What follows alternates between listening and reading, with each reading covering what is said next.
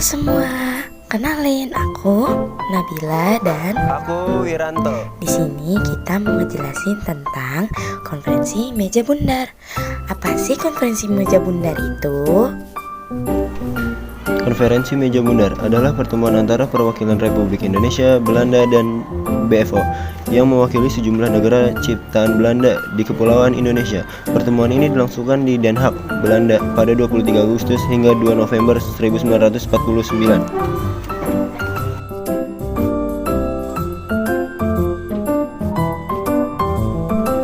Pada 18 Desember 1948, Belanda melakukan agresi militer 2 terhadap Indonesia dan melanggar perjanjian Renville yang telah disepakati bersama.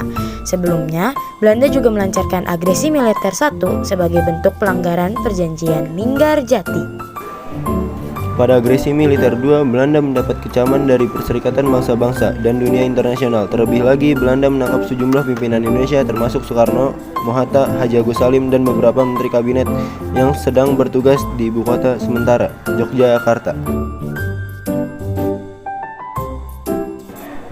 Pada tanggal 28 Januari 1949, Dewan Keamanan Perserikatan Bangsa-Bangsa menyatakan resolusi yang mengancam serangan militer dari pihak Belanda terhadap tentara Republik di Indonesia dan menuntut untuk dipulihkannya kembali pemerintahan Republik. Sebagai lanjutan dari perjanjian Roem-Royen yang telah dilaksanakan pada tanggal 7 Mei 1949, Dewan Keamanan Muhammad Roem mengatakan bahwa Republik Indonesia yang pada kala itu para pemimpinnya masih diasingkan di Bangka bersedia untuk turut serta dalam konferensi meja bundar.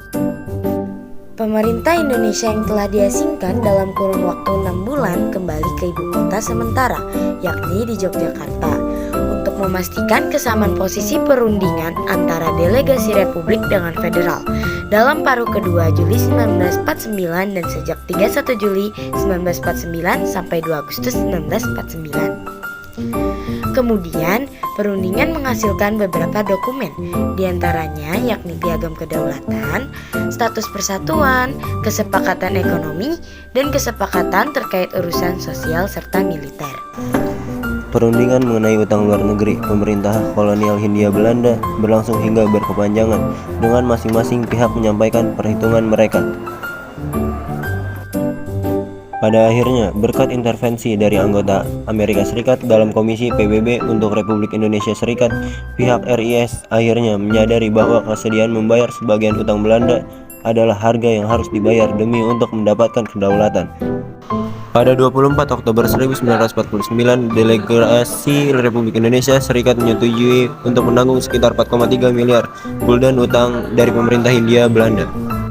Permasalahan mengenai status dari Papua Barat juga menjadi pembicaraan selanjutnya yang dibahas. Terdapat perbedaan pendapat tentang status Papua Barat. Pada akhirnya, pada awal November 1949, status kesepakatan berhasil didapatkan.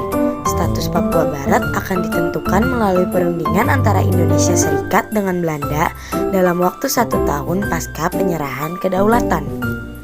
Dan konferensi secara resmi ditutup di Gedung Parlemen Belanda pada 2 November 1949. Yang pertama, Belanda mengakui Republik Indonesia Serikat sebagai negara yang merdeka dan berdaulat. Yang kedua, pengakuan kedaulatan dilakukan selambat-lambatnya tanggal 30 Desember 1949.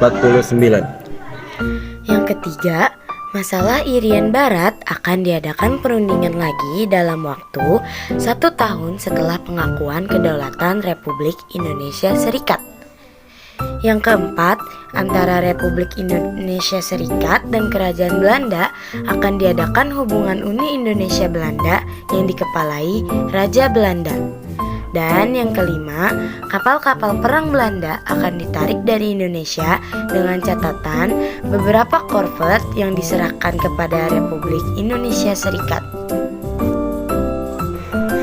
Yang keenam, tentara kerajaan Belanda selekas mungkin ditarik mundur, sedangkan tentara kerajaan Hindia Belanda akan dibubarkan dengan catatan bahwa para anggotanya yang diperlukan akan dimasukkan dalam kesatuan TNI.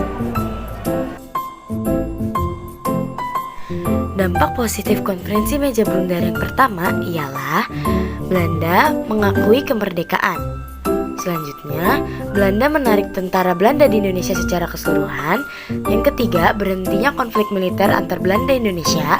Yang keempat, Belanda secara terbuka mengakui kemerdekaan Indonesia. Dan yang kelima, Indonesia melakukan pembangunan besar-besaran. Dampak negatif konferensi meja bundar. 1. Indonesia berbentuk serikat, yakni Republik Indonesia Serikat. 2. Indonesia menjadi terpecah-pecah ke dalam negara bagian.